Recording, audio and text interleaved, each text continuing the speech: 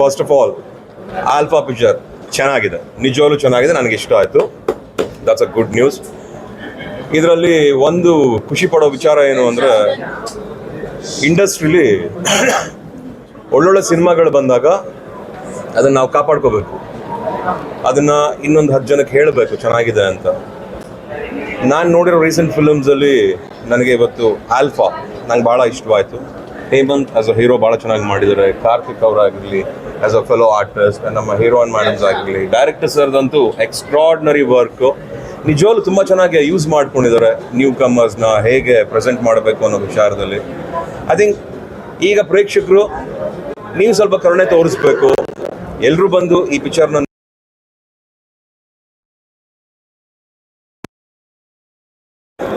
ದಯವಿಟ್ಟು ಬಂದು ನೋಡಿ.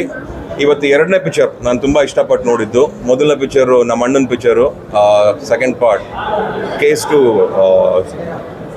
ಸೀತಾರಾಮ್ ಬಿನೋಯ್ ಅಂತ. ಇದು 2ನೇ ಪಿಕ್ಚರ್ ಆಲ್ಫಾ. 2 ಪಿಕ್ಚರು ಚೆನ್ನಾಗಿದೆ. ದಯವಿಟ್ಟು ಪ್ರೇಕ್ಷಕರೆಲ್ಲ ಬಂದು ಪ್ರೋತ್ಸಾಹಿಸಬೇಕು, ಸಪೋರ್ಟ್ ಮಾಡಬೇಕು, ಬೆಳೆಸಬೇಕು. ನಾವೆಲ್ಲ ಬೆಳಿಬೇಕಾದ್ರೆ